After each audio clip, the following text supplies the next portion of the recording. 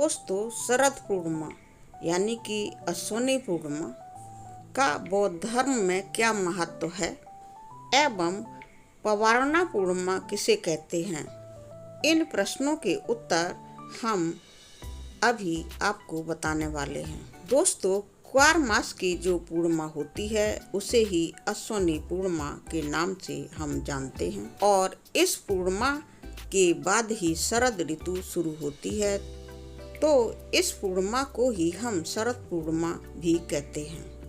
लेकिन दोस्तों, बौद्ध धर्म के अंतर्गत इस पूर्णिमा को पवारना पूर्णिमा के नाम से जानते हैं, क्योंकि दोस्तों बुद्ध भगवान ने आषाढ़ी पूर्णिमा से ही अपने भिक्षुओं को जगह जगह बिहारों में जाकर के देशना देने के लिए कहा था। तो दोस्तों, गौतम बुद्ध के समय से ही भिक्षुगण आषाढ़ी पूर्णिमा से, जो कि वर्षा ऋतु का शुरुआती समय होता है, जगह जगह विहारों के उपासकों द्वारा आमंत्रण मिलने पर बुद्ध विहारों में रहने चले जाते हैं और इन विहारों में रहकर के ही बौद्ध धर्म का प्रचार प्रसार करते हैं। आषाढ़ी पूर्णिमा से लेकर अश्विनी पूर्णिमा तक के बीच का समय जो होता है, यह समय बौद्ध शासन में वर्षावास का समय कहलाता है, क्योंकि दोस्तों आषाढ़ी पूर्णिमा से वर्षावास का समय शुरू होता है और अश्विनी पूर्णिमा पर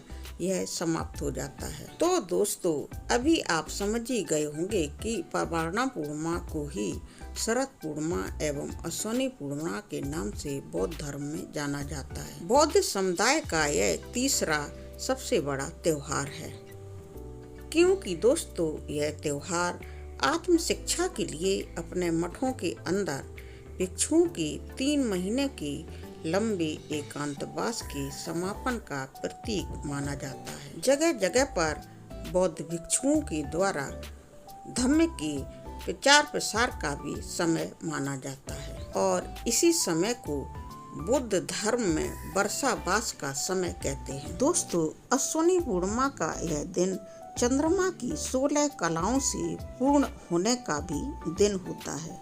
इस दिन चंद्रमा से अमृत की वर्षा होती है, ऐसा माना जाता है। क्वार मास की यह पूर्णिमा लोगों के लिए शांति, धन समृद्धि और संतान सुख लाने का प्रतीक भी मानी जाती है। दोस्तों, इस दिन भगवान बुद्ध को नमन किया जाता है। सारे उपासक एवं भिक्षुगण भगवान बुद्ध को रात्रि में नमन करते हैं और भिक्षुगण एवं उपासक चंद्रमा की रोशनी में ही रात में खीर पका कर के, यानी कि खुले आसमान के नीचे खीर पका कर के खाते हैं।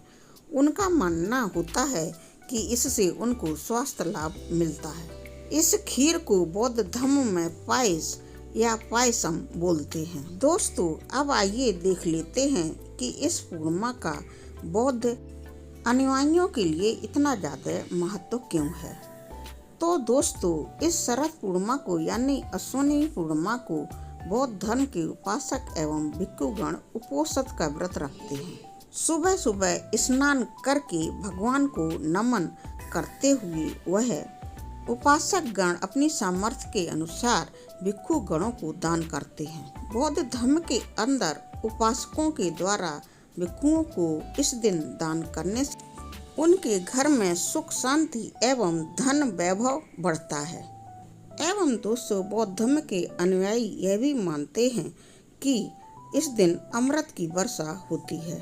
उनकी मान्यता अनुसार इस दिन चंद्रमा अपनी 16 कलाओं में परिपूर्ण होता है और खुश होकर अमृत की वर्षा करता है, जिसका सेवन करने से विशेष पुण्य प्राप्त होता है। बुद्ध अनुयायियों का यह भी मानना है कि इस दिन मानसिक शांति भी प्राप्त होती है, क्योंकि चंद्रमा मन का ही कारक ग्रह है, क्योंकि भगवान बुद्ध ने भी मन का ही सारा विश्लेषण करके ज्ञान प्राप्त किया है। इसीलिए इस दिन इस धर्म के अनुयायी भगवान बुद्ध को नमन करते हैं एवं चंद्रमा को भी नमन करते हैं। उनका ऐसा मानना है कि ऐसा करने से उनको अपने मन को संतुलित रखने में मदद मिलती है। दोस्तों, बौद्ध धर्म के अनुयायी यह भी मानते हैं कि उनको भरपूर स्वास्थ्य लाभ भी मिलता है, क्योंकि खीर को खुले आसमान के नीचे चांदनी रात में पकाने और उसका पायस या पायसम बनाकर खाने से यानी कि सेवन करने से इंसानों के शरीर को स्वास्थ्य लाभ होता है।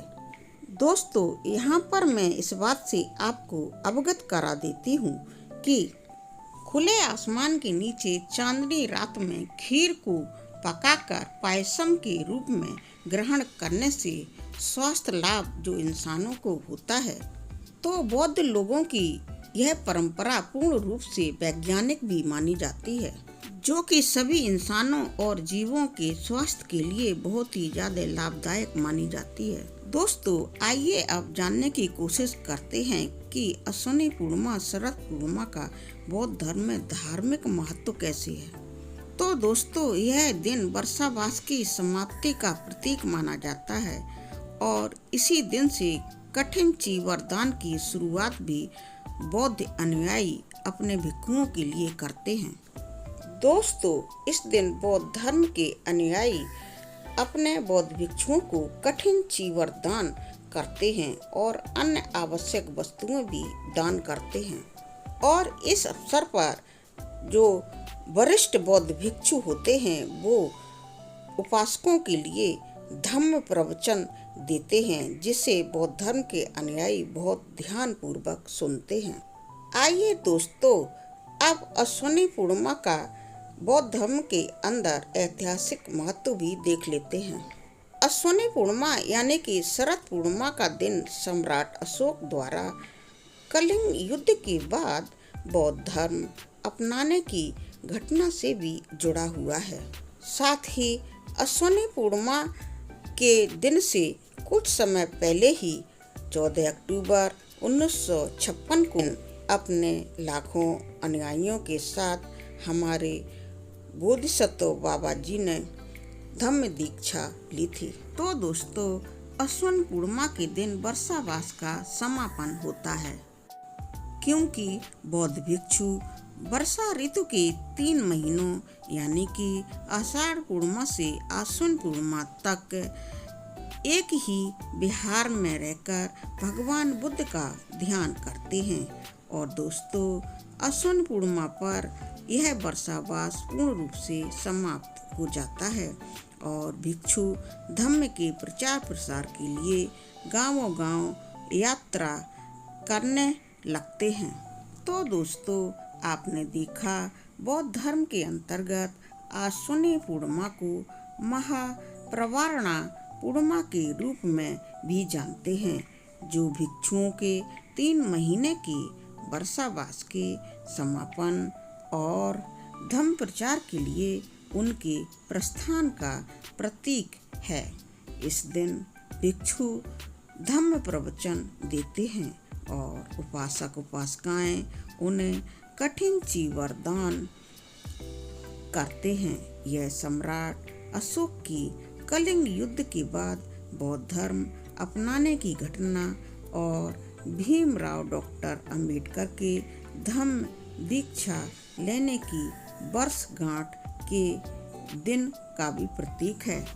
दोस्तों, अश्विनी पूर्णिमा का त्योहार बौद्ध धर्म में तीसरा महत्वपूर्ण त्योहार है, क्योंकि यह 3 महीने के वर्षावास के बाद भिक्षुओं के समाज में धम्म के प्रचार प्रसार को दर्शाता है। यह सम्राट अशोक और डॉक्टर बाबा साहब अम्बेडकर से जुड़े ऐतिहासिक महत्व की भी हम लोगों को याद दिलाता है। तो दोस्तों, बौद्ध धर्म के अंतर्गत अश्विनी पूर्णिमा का महत्व दर्शाते हुए इस वीडियो में दी हुई यह विषय वस्तु आपको अवश्य पसंद आई होगी। दोस्तों, वीडियो पर लाइक करें, वीडियो को शेयर करें एवं हो सके तो वीडियो को कमेंट भी करें एवं चैनल को सब्सक्राइब करने की कोशिश करें। नमो बुद्धाय।